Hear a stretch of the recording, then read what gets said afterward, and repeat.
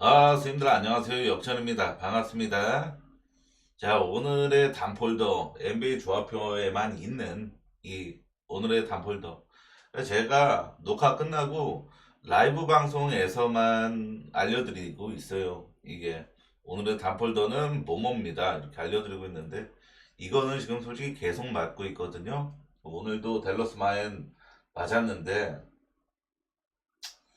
제가 오늘 조합표에다 그렇게 적어놨습니다. 레이커스가 이거 우선 오늘 전체표입니다. 전체표인데 레이커스 경기만 이렇게 승하고 마인을 나눠놨었죠. 그리고 승은 빨간색을 칠했지만 마인은 빨간색을 칠하지 않았습니다. 그런 이유가 저는 우선 원정 마인을 굉장히 좀 부담스러워하기도 하고 레이커스가 좀 돌발 결장이 뜰 수도 있다. 이건 어제 영상에서 말씀을 드렸죠. 그리고 어제 영상에서 이 경기를 분석했던 것 자체가 레이커스의 그 르브론하고 AD가 GTD가 만약에 발생이 되면은 언더메인으로 보고 서브로 레이커스 마인을 보겠다 이랬습니다. 근데 안 떴죠. GTD가 안 떠가지고. 그리고 제가 이거 조합표를 발송하기 전에 해외 소식, 해외 사이트 같은 걸 찾아봤는데 JJ 레디 감독이 지금 우리가 식스맨 쪽에 부상자가 너무 많아서 지금 휴식을 줄 여건이 안 된다. 뭐 이런 뉘앙스로 발언을 했어요. 그래가지고 저는 AD랑 르브론 나오면 이거는 대승각이 유력하다. 그래서 레이커스 마인으로 조합표를 짰죠. 갔죠. 조합을 갔죠. 근데 차라리 GT 떠 있었으면 이거 고민도 없이 언더로 갔을 건데 그냥 마에는 전 불안해서 애초에 전체표 발송해서 빨간색 칠하지도 않고 레이커스 일반승을 그거 했는데 참 많이 아쉽습니다. 그리고 보스턴 마에는 그냥 터무니없이 틀린 분석이었고 샬럿 언더는 솔직하게 제가 1쿼터만 보고 그냥 잤거든요. 짜증나서. 자, 2쿼터, 3쿼터, 4쿼터 점수 나는 거 보세요. 1쿼터에 72점 나오고 2쿼터에 50점, 3쿼터에 54점, 4쿼터에 53점 나왔습니다. 그러니까 만약에 1쿼터에 70점 이상이라는 진짜 특이성이 발송이 안 됐으면 이건 언더였어요. 정말로. 이거 분석이 틀렸다? 그냥 이렇게 보지는 않습니다, 솔직하게. 1쿼터에 진짜 야투, 뭐 진짜로 막 릴라드, 데미안 릴라드 같은 초스페셜리스트가 3점 쏘는 적도 들어갔으면은 그러려니 하겠는데 그냥 쩌리 벤치에서 나온 애들도 3점 다 들어갔어요. 양팀 모두 1쿼터에 3점 60% 이상 때려 박았습니다. 그래가지고 이게 경기 끝까지 지속되는 건 당연히 아니었죠. 1쿼터에만 뽀록 터져가지고 3점이 다 들어가서 1쿼터 여파 때문에 오바난 거였어요. 그래서 이건 재수없게 죽었고. 그리고 나머지 경기 다 맞았죠. 언더 맞았고 레이커스 일반승 맞았고 댈러스 마인 맞았고 이게 오늘의 단폴도 제일 좋아 보이는 경기였고 언더 맞았고 유타 프렘 맞았고 오바 맞았고 야 이게 그러니까 전 솔직하게 새벽 경기 솔직히 일부러 알람 맞추고 일어나서 이거 샬럿 미러키 경기 보려고 자고 일어났던 건데 괜히 새벽 경기 까고 보면 재밌으니까 축구 국가대표 축구 경기도 같이 틀어놓고 보면 아주 재밌으니까 괜히 새벽 경기 보려고 조합표에 가는 게 패착이지 않나 그런 생각을 좀 합니다. 댈러스 마인은 기깔나게 봤는데 제일 좋아 보이는 경기로 이렇게 결과 나왔습니다. 아쉽네요. 그래도 맞은 게 어떻게 6승 3패예요. 하나 둘 셋 넷 다 여 하나 둘 셋 네 개 하나 둘 셋 넷 다 6승 4패네요. 6승 4패 6승 4패였습니다. 맞은 게 더 많았지만 아쉬운 결과가 나왔네요. 자, 내일 경기는 분석을 확실하게 제가 어저께였죠. 어저께 세 조합 중에 두 조합 맞았을 때 평소보다 좀 더 열심히 분석을 했었거든요. 그때랑 좀 비스무리하게 열심히 준비를 했습니다. 확실하게 좀 열심히 분석하고 안 하고가 적중을 하고 못하고가 좀 차이가 있는 것 같더라고요. 그래서 오늘은 좀 열심히 우선은 제가 레이커스 경기를 보면서 좀 아차 싶었던 게 제가 NBA 분석을 할 때 일정을 신경을 안 쓰거든요. 뭐 4일 동안 3번 경기를 했든 뭐, 3번 경기를 하는 일정이든, 백투백이든, 솔직히 시즌 극초반에는 신경을 많이 안 썼는데, 오늘 레이커스가 보여준 경기력을 보면 신경을 써야겠다라는 생각을 했습니다. 오늘 한국 해설자가 그랬죠. 레이커스가 지금 4일 동안 3번 치르는 경기고 백투백 여파까지 있어서 전체적으로 선수들의 움직임이 둔하고 좀 힘든 게 느껴집니다. 이런 발언도 했습니다. 저도 보면서 그렇게 느꼈고 특히 르브론이 백코트를 너무 안 하더라고요. 그러니까 계속 수비하는 상황에서 5대4 아웃넘버 상황이 연출되니까 상대가 공격이 좀 쉬워지는 그런 느낌도 많이 받았습니다. 미네소타랑 피닉스 경기인데 우선 일정이 좀 중요한 경기예요. 이 경기는 양 팀 지금 하루 쉬고 경기하는 건 똑같은 입장이지만 피닉스는 지금 원정 연전 4번째 경기고 내일 홈으로 돌아가서 올랜도와의 백투백 경기가 예정되어 있습니다. 그러니까 내일 경기도 신경을 안 쓸 수가 없겠죠. 가뜩이나 홈에서 치르는 경기라서 내일 경기는 더 피닉스 입장에서는 좀 더 좀 지분을 그쪽으로 좀 옮겨둘 가능성 또한 존재합니다. 반면 미네소타는 이번 경기를 치르고 나서 3일 동안 경기가 없습니다. 그러니까 미네소타는 이번 경기를 치르고 굉장히 넉넉한 휴식기가 주어지기 때문에 이거는 미네소타가 좀 더 로테이션 타입, 가뜩이나 미네소타는 식스맨을 거의 이용 안 하는 팀이라서 더 뭐 앤서니 에드워즈의 출전 시간이 좀 더 길어질 가능성 또한 존재합니다. 가뜩이나 미네소타는 올 시즌 홈 원정 차이가 꽤 큰 팀입니다. 평균 득점은 홈하고 원정하고 고만고만한 수준이지만 에이스 앤서니 에드워즈가 홈에서 훨씬 더 좋은 야투율을 기록 중이라고 한 건 제가 영상에서만 3번째 얘기를 하는 거니까 또 얘기할 필요는 없다라고 봤고, 둘째로 미네소타의 이 팀 자체 평균 실점 차이가 아주 극명합니다. 홈에서는 평균 실점이 104.5, 굉장히 낮은 편이죠. 원정에서는 115.9예요. 무려 11.4나 차이가 납니다. 그러니까 홈에서 훨씬 더 실점을 많이 안 하는 미네소타. 이건 전 시즌에도 마찬가지였거든요. 이 홈에서의 미네소타는 수비력이 훨씬 더 좋은 팀이었습니다.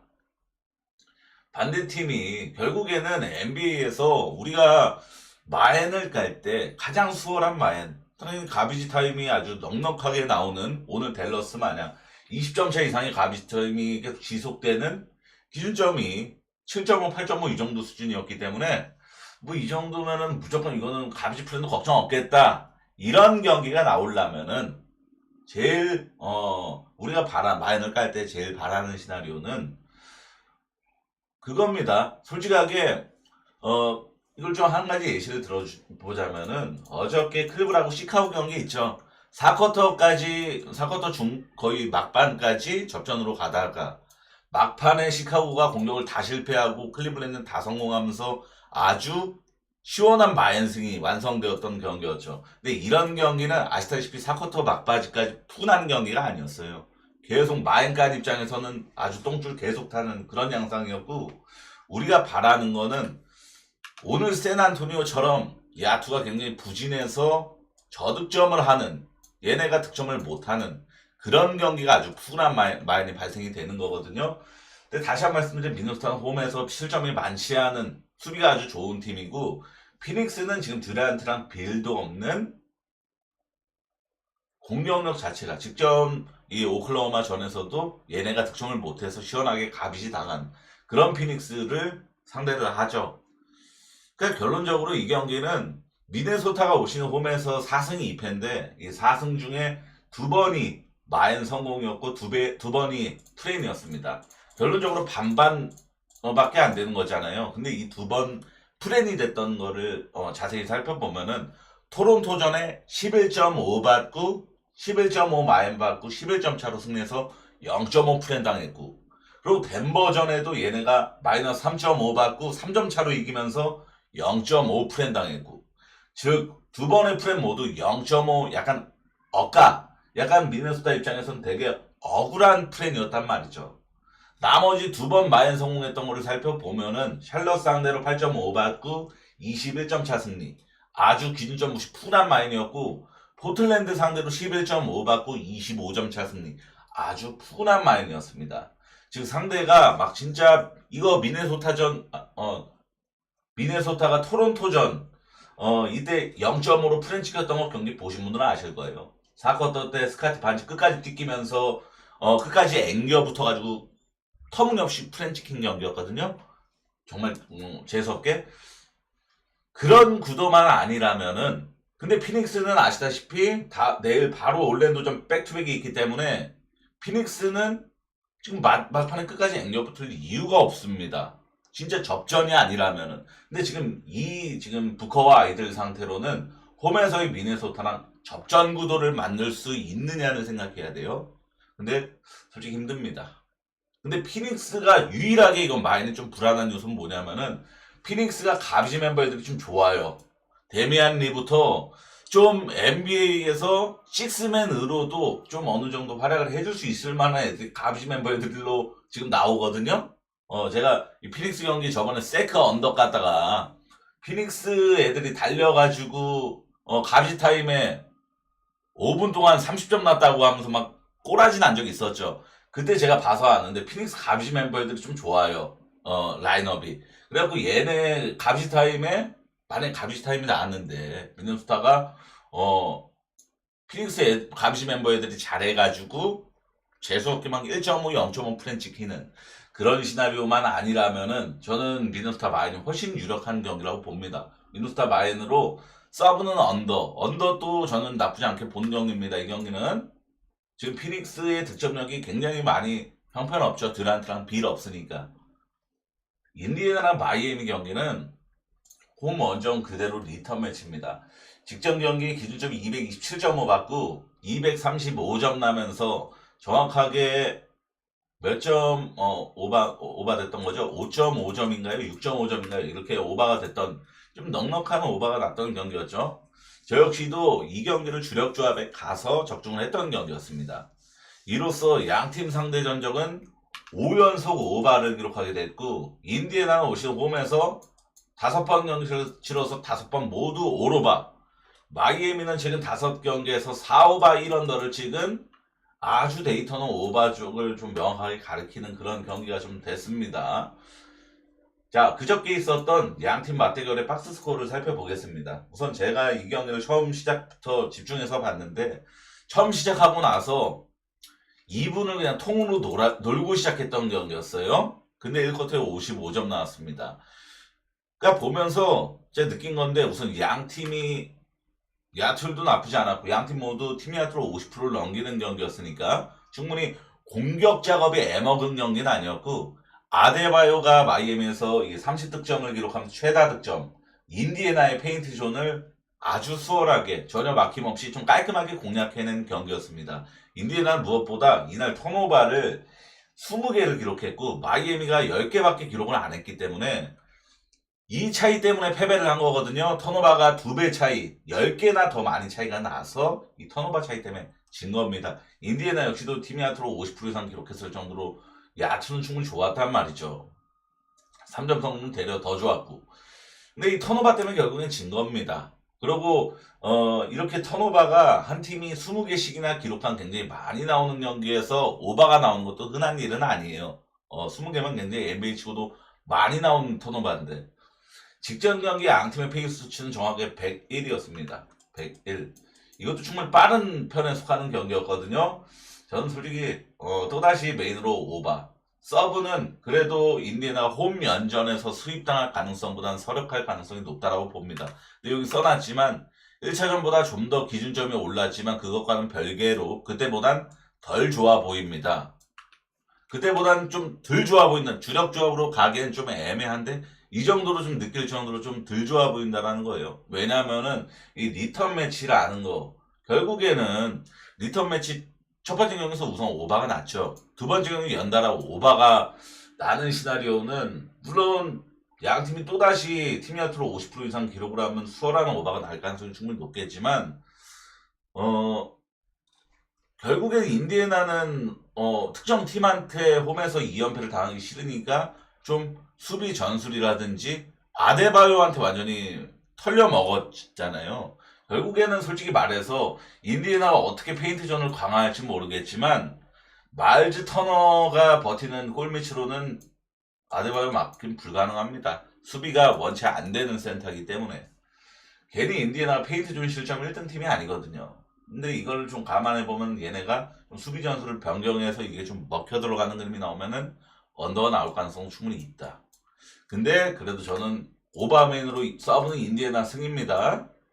클브라고 샬럿 경기는 샬럿 혼자 백투백이죠. 원정 백투백인데 양팀 전 시즌 3번의 맞대결에서 의외로 샬럿이 2승 1패를 클브 상대로 기록을 하면서 상성적으로 나쁘지 않은 모습, 되려 더 좋은 모습을 좀 보여줬습니다. 3번 모두 오바였다는 점도 뭐 의외고요. 샬럿은 오늘 미러키보다 정확하게 팀리아투가 7%더 낮았습니다. 7%가 더 낮았음에도 샬럿이 이긴 경기였어요. 물론 오심이 있었다라고 오피셜로 발표가 됐지만 위닝 자유투 준 거는 이건 명백한 오심이었다고 NBA 사무국에서 인정을 했기 때문에 이거는 뭐 오심발로 승리를 한 격이 되었지만 이건 어찌됐건 샬럿이 팀야투가 7.7%나 더 저조했고 3점 성률도 명백히 훨씬 더 낮았습니다. 그럼에도 샬럿이 미러키 상대로 승리를 거둔 이유는 오로지 리바운드였거든요. 골밑을 이 샬럿이 지배한 경기였습니다. 공격 리바운드가 8개 차이, 총 리바운드가 13개 차이로 매우 큰 리바운드 격차가 있었죠. 골밑 경쟁력은 곧 자유투 시도 개수. 그러니까 인사이드에서 이 공격 리바운드를 따내면 거진 야투 메이드 아니면은 슈팅 파울로 이어지다 보니까 이게 자유투 시도 개수가 샬럿이 10개나 더 많았습니다. 샬럿은 최근 3경기 리바운드 5위, 공격 리바운드 12위로 충분히 준수한 모습을 보여주고 있습니다. 리바운드 부분에서는 최근 샬럿의 전적들을 보면 쉽게 이해가 가능합니다. 샬럿이 최근 무기력하게 마인당했던 경기들에서는 리바운드를 우위를 점하지 못한 경기에서 마인을 당했고 프렌을 찍은 경기들은 리바운드를 잘 잡은 경기에서 얘네가 프렌을 찍었어요. 샬럿은 쉽게 말해서 가장 최근에 맞붙은 경기에서 아주 시원하게 마인 당했던 올랜도전에는 얘네가 골밑을 점령하지 못했던 경기였습니다. 근데 클리블랜드의 올 시즌 유일한 약점이 바로 리바운드예요. 올 시즌 공격 리바운드 꼴찌팀이 바로 클리블랜드입니다. 이 약점을 엄청난 야투 효율로 커버하고 있는 상황이죠. 가설을 하나 세워봐야 합니다. 만약 클리블의 야투가 잘 들어가는 경기가 아니라 좀 저조한 경기가 나온다라면은 샬럿이 비등비등한 경기 양상을 만들 가능성 또한 존재해요. 이거 결국에는 농구는 야투는 흐름빨인 거고 리바운드는 진짜 진또백입니다. 이게 클블이 공격 리바운드 꼴찌팀이고 최근 3경기에도 리바운드 지표는 볼품이 없어요. 클블은. 샬럿은 직접 미러키 전에 리바운드를 압살하고 백투백으로 넘어오는 경기입니다. 그러고 이 경기가 도노반 미첼이 결장을 합니다. 휴식 차원으로. 오늘 이 레이커스 경기 국내 해설자가 이번 샬럿전에 도노반 미첼이 휴식 차원으로 결장을 확정한다고 이번에 샬럿 승을 예상하겠다고 말을 했습니다. 그 이유가 이런 강팀이 엄청난 연승을 하는데 진짜 이 연승이 마감되는 경우가 모든 스포츠 종목 불문하고 정말 뜬금없이 약팀한테 져서 연승이 끊기는 경우가 상당히 많아서 저는 샬럿이 좀 조심스럽게 이길 것 같은 그런 느낌이 드네라고 얘기를 했었어요. 근데 저는 그런 이유는 아니고 양 팀의 리바운드 지표 차이가 아주 큰 차이가 있다라고 봅니다. 그러니까 샬럿이 백투백 여파가 껴있다라지만 저는 에너지 레벨, 지금 클블은 인사이드에서 에너지 레벨 있는 팀은 아니에요. 얘네가 결국에는 야투가 꽉 막혔을 때 올 시즌에 풀어주던 선수 명백히 도노반 미첼이 없는 경기고 그럼 샬럿 프렌 쪽으로 한번 노려보겠습니다.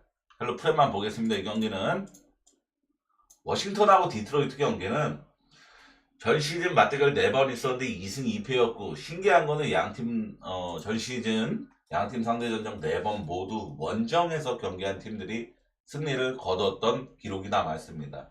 1호바 4만도였고 워싱턴은 지금 7연패에 빠졌고 이 7연패 과정에서 딱 한 번만 프렌을 찍었는데 이 프렌도 9.5를 받고 핸디캡 9.5를 받고 9점 차로 패배하면서 0.5 프레이었다라는 점. 나머지는 그냥 속수무책으로 마행당하고 있는 게 워싱턴입니다. 지금 흐름도 나쁘고 야투 기복도 엄청 심한 모습을 보이고 있습니다. 특히나 직전 애틀란타전에는 이 쿼터에 아예 안 들어가는 수준의 10분까지 6점이나 냈습니다. 2분 남았을 때 기준으로 워싱턴이 2쿼터 6점인가 냈었어요. 2쿼터 동안에.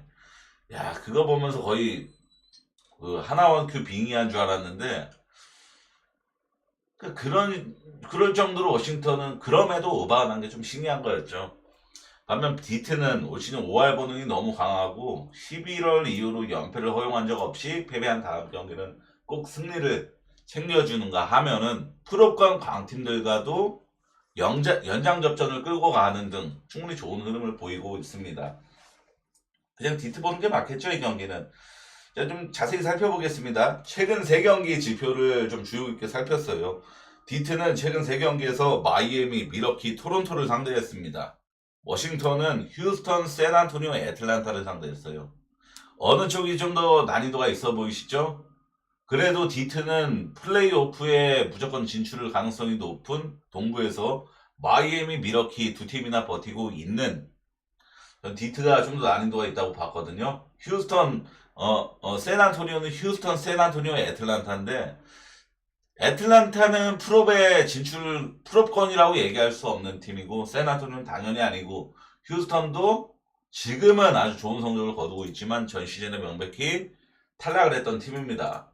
그러니까 디트가 좀 더 난이도가 있었다라고 보는데 이 최근 3경기 지표 자체가 기록 그러니까 좀 더 어려운 난이도를 소화했음에도 디트가 모든 지표가 더 좋았습니다. 딱 3점 성공률 빼고 팀 야투, 자유투 시도 개수, 자유투 삥 뜨는 개수죠. 공격 리바운드 개수, 총 리바운드 개수, 그리고 턴오버 개수, 득실 마진까지 모든 게 디트로이트가 더 우위를 점했고 워싱턴이 최근 3경기 지표에서 디트보다 앞섰던 거는 딱 3점 성공률 이거 하나였습니다.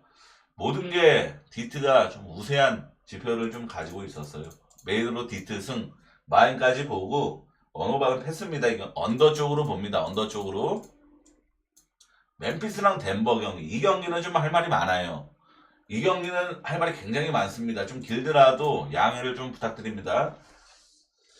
요키치 출전 여부만 분명히 알 수 있다라면은 오늘의 단폴급 경기예요. 제가 오늘의 단폴더는 지금 다시 말씀드리면 4연승 중으로 아주 제일 좋아 보이는 경기는 잘 올라가고 있는 그런 상황인데 심플합니다. 저는 요키치가 출전하면 저는 오바메인으로 보고 출전 안 하면은 언어바는 아예 건드리지 않고 멤피스 승마인까지 이렇게 보는 경기예요.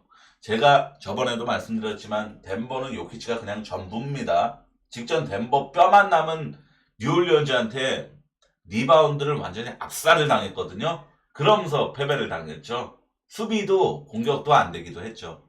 요키치가 그냥 본체다 이 정도 수준이 아니라 덴버의 전부입니다. 요키치가. 멤피스 직전 골스전에 3점 16.7% 완전 터무니없이 안 들어간 날이었거든요. 멤피스가 직전 골스전에 3점 성공률이 16.7%였어요. 올 시즌 가장 3점 슛을 못 넣은 날이 바로 직전 골스전이었습니다. 그럼에도 오바가 난 거는 얘네가 제가 컵 경기라서 예상했던 엉겨붙기 이게 나와서 첫눈에 오바가 떨어진 거였죠. 그리고 기본적으로 멤피스가 저번 분석 영상에서 말씀드렸듯이 엄청나게 빠른 템포의 농구를 구사하고 있기 때문입니다. 근데 멤피스가 11월 이후로 3점 야투율을 꼬라박은 뒤 다음 경기는 무조건 반등하는 모습을 보여주고 있거든요. 브루클린전에 3점 26.7% 꼬라박은 뒤에 다음 레이커스전에 3점 50% 기록했고 바로 다음 경기 워싱턴전에 3점 32.6% 평균 미만으로 기록한 다음에 다음 포틀전에 37.2% 평균 정도를 기록하는데 성공을 했고 그리고 직전 골스전에 16.7% 올 시즌 가장 낮았던 3점 성공을 기록했던 경기였습니다. 반등하는 가능성도 충분히 볼만하죠. 요키치 없는 덴버쯤은 저는 이 반등 가능성까지 열려져 있는 멤피스 승 충분히 메리트 있게 볼만한데 메리트 있게 보는 게 아니라 아주 좋게 볼만한데 요키치가 없다라면은. 근데 요키치가 출전하면 솔직히 좋게 볼 수 있는 경기가 아니죠. 요키치가 지금 NBA 모든 선수 중에 제일 잘하고 있는데. 자, 요키치 GTD에 대해서 저는 정말 1시간 넘게 알아봤습니다. 이 1시간 동안 제가 알아본 거를 말씀드리도록 하겠습니다. 자, 요키치가 직전 컵 경기에서 결정한 이유는 둘째 아이 출산입니다. 와이프가 출산 예정일이라서 같이 있기 위해서 와이프한테 간 거예요. 근데 출산을 했는지 안 했는지를 확인할 수 없었습니다. 우선 제가 요키치 인스타까지 들어가서 확인해봤고 레딧에 요키치 관련 게시글도 다 검색해서 번역해보고 봤습니다. 근데 출산했다는 소식은 어디에도 없고 요키치도 인스타에 그냥 직전 경기 결과 포스터만 업로드했던 게 전부입니다. 이 출산 예정일은 한 2, 3일 정도 오차가 있을 수 있어요. 즉 아직 출산을 안 했다라면은 무조건 결장이죠. 근데 이걸 확인하기가 사실상 어렵습니다. 새벽까지 돼봐야 솔직히 확실히 알아요. 저는 이 경기를 놓치기 무척 아쉽습니다. 저는 어떻게 할 거냐면은 저는 솔직히 제 속마음은 제가 직전 경기 예측이 틀렸기 때문에 되게 조심스럽잖아요. 그죠? 조심스러운데 저는 우선 멤피스 승 한 10만원 정도 까놓으려고요. 저한테 10만원이 딱 기본 정도 금액입니다. 저는 멤피스 승 한 10만원 정도 배팅해 놓을 거예요. 지금 배당 거의 동배당 받았을 때 여기 써져 있다시피 저는 요키치 결장 한 55% 받습니다. 이렇게 적어놨죠.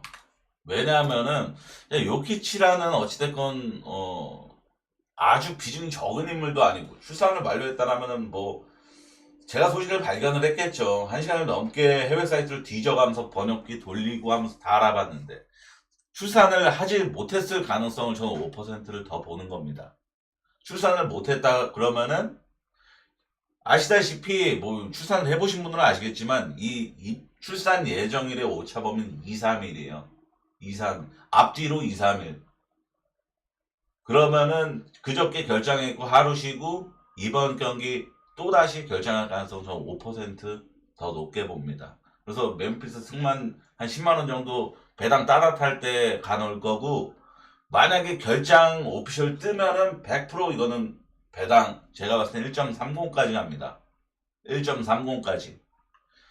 근데 이거는 저를 원망하지 마시고 본인이 선택하세요. 저는 미리 10만원 가놓을 거고 만약에 출전한다?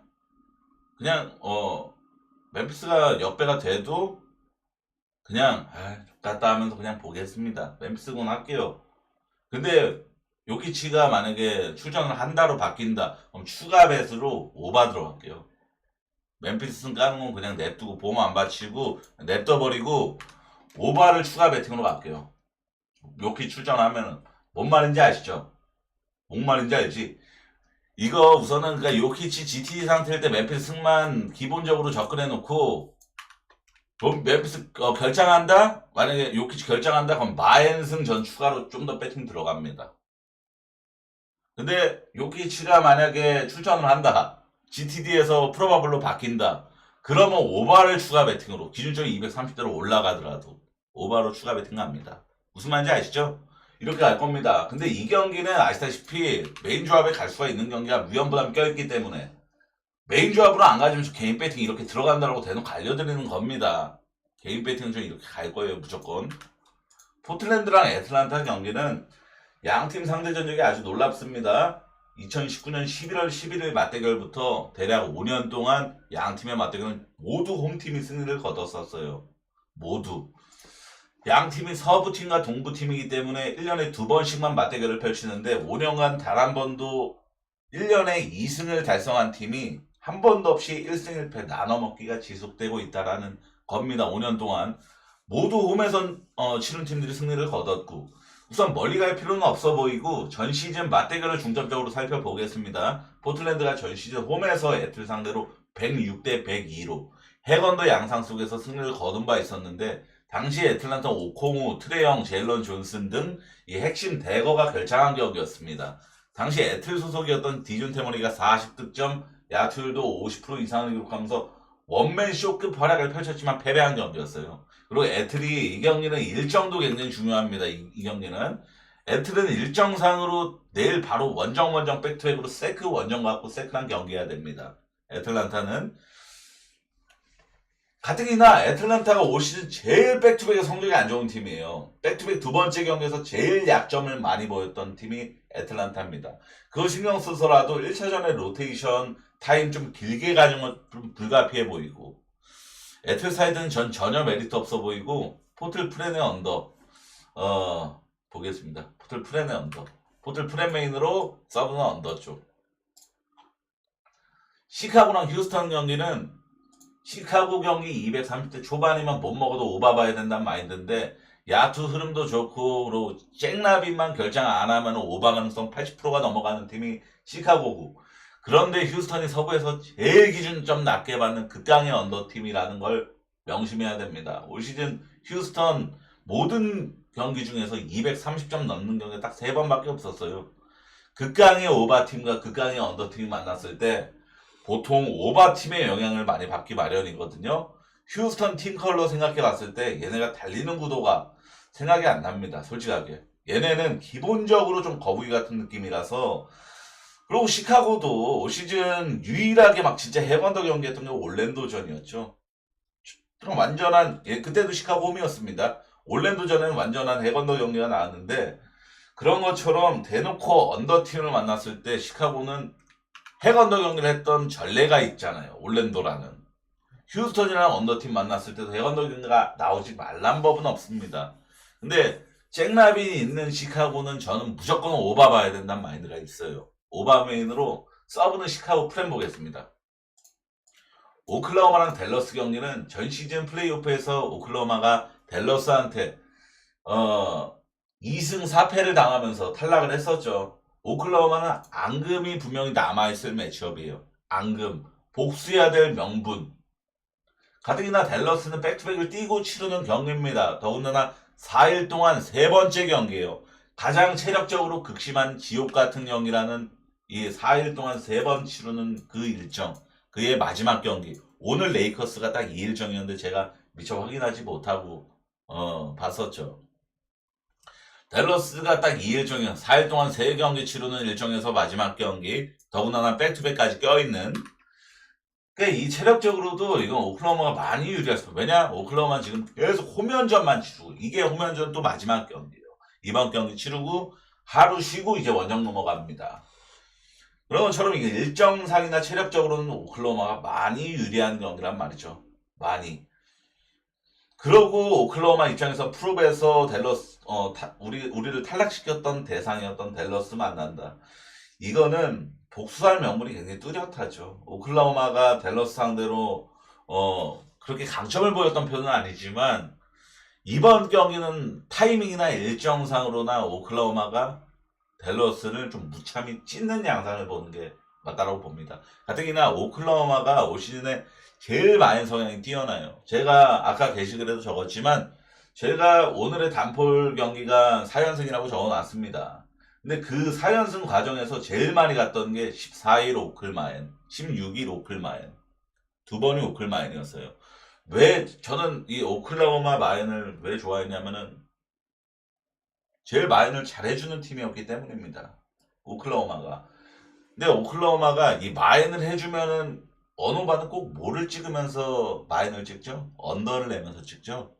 완전히 극강의 수비 에너지와 상대를 무기력하게 만드는 그 완전 늪 같은 농구로 상대의 득점을 막 80득점, 90득점 막 이렇게 무기력한 경기를 하게 만들면서 자기네는 대승을 만들어버리는 그게 결국에는 오클라호마의 손질 수비, 에너지 레벨 넘치는 수비력 이런 것 때문에 발생이 되는 거잖아요.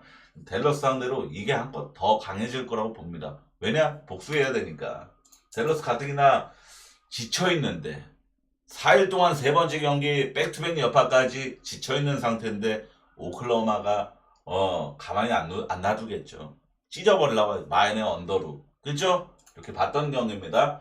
자, 오늘 분석은 평소보다 좀 여러 가지를 참고하면서 일정은 전 참고도 안 했었어요. 원래 그냥 일정까지 그거 하면 솔직하게 매일매일 하는 거잖아요. 저한테 분석이 물리죠. 솔직하게. 아, 오늘 또 분석해야 되네. 이것도 좀 물리죠. 근데 그러다 보니까 일정까지는 제가 신경을 안 썼는데 오늘 레이커스 경기를 보면서 일정을 무조건 확인해야 되겠다라는 반성을 좀 했습니다.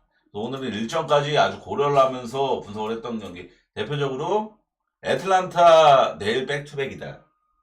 그래서 로테이션 타임도 길 것 같고, 그리고 가뜩이나 동부팀이 4분 넘어와서 원정연전 치르는 일정에서 백투백까지 껴있기 때문에 다음 경기가 백투백이기 때문에 이건 포털 프랜으로 본 거고, 그죠?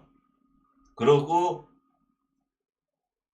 피닉스는 내일 백투백 예정돼 있고 원정연전 뛰고 있지만 미네소타는 이번 경기 치르고 3일 동안 휴식을 하기 때문에 일정상 훨씬 널널하고 더 총력전을 가할 가능성이 높다. 그죠?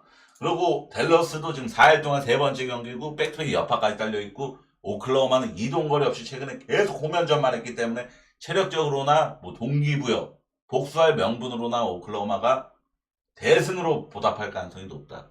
이렇게 본 경기고, 그죠? 자, 선생님들, 좋은 성적 내서 좀 연승을 좀 이어가려고 했는데 연승이 좀 야구 시즌보다 솔직히 NBA 시즌이 연승하기 더 어려워요. 야구 시즌 제가 국룰 자체가 조합당 2.5배를 평균으로 맞추고 NBA 시즌은 무조건 3배잖아요. 3배 이상으로 가잖아요. 그죠? 그러니까 투표가 지금 걸어놨는데 이미 많은 분들 참여해줘서 봤거든요. 반반이요, 반반. 반반. 솔직하게 카톡 회원분들은 기존 조합표 그냥 3배. 제가 뭔 투표를 했는지 말씀 안 드렸구나. 이게 어찌됐건 제가 좋아 보이는 단폴은 지금 4연승을 달성하고 있을 정도로 승률이 좋아요. 그리고 이 좋아 보이는 단폴이 정말 잘 만든다라는 칭찬도 많이 듣고 있습니다. 근데 실질적으로 저는 어찌됐건 조합표의 조합이 맞아야 이거 광고를 할 수 있는 거잖아요. 내가 이렇게 수익을 냈으니까 멤버십 가입을 해달라. 이렇게 광고를 할 수 있는 건데 그게 안 되니까 저 입장에서 좀 화가 나고 억울한 거죠. 그래갖고 조합표를 좀 변경하는 게 어떻겠냐라고 투표를 걸었습니다. 한 가지가 기존 조합 대표대로 조합당 무조건 3배 이상 보장, 3배 이상 보장, 핸디 언어으로만 무조건 조합 구성. 이게 첫 번째 그거고, 두 번째가 그거죠. 똥배 하나 껴가지고 주력은 2배 이상으로만 맞추고 딱 2배, 뭐 솔직하게 1.10, 1.20 이런 것짜리 핸디랑 묶으면은 2배 나오잖아요. 오늘 솔직하게 이 조합으로 나왔으면 레이커스의 일반승에 그 댈러스 마인 같죠, 주력으로. 이렇게 2배 맞추고 부주력을 4배 이상으로 맞추겠다. 그래서 70대 30으로 조합표를 구성을 하자. 근데 지금 투표가 반반이에요. 반반. 정확하게 반반입니다. 그래서 결정하기가 좀 애매한데, 카톡 회원분들은 부가 설명까지 답변해 주셨는데 기존 조합표가 참고가 많이 되니까 기존 조합표를 좀 원한다라는 그런 의견을 좀 많이 주셨어요. 그래서 좀 애매하긴 합니다. 지금 좀 더 지켜봐야겠지만, 자, 우선은 NBA가 좀 이게 핸디 언어브론 가다 보니까 연승하기가 좀 힘들어요. 연승하기가. 똥배 파면은 연승이 더 쉬워지겠죠. 당연히. 뭐, 악스타임 플랜이라든지, 뭐, 가비지 플랜이라든지 이런 억가에 대해서 좀 자유로울 수도 있겠고. 그리고 원정 경기 마에는, 쉽게 피할 수가 있겠고. 제가 우선 오늘 조합표에도 레이커스가 일반승은 지지 않을 경기라고는 무조건 생각하는데 마에는 솔직히 자신이 없는 경기다. 이렇게 대놓고 적어놨을 정도로 승리는 확실히 보는 경기였는데 마에는 솔직히 안 보는 경기였거든요. 자, 선생님도 오늘 분석 여기까지입니다. 좋은 성능 내서 내일 영상에서 뵙겠습니다. 저는 정말 감사합니다.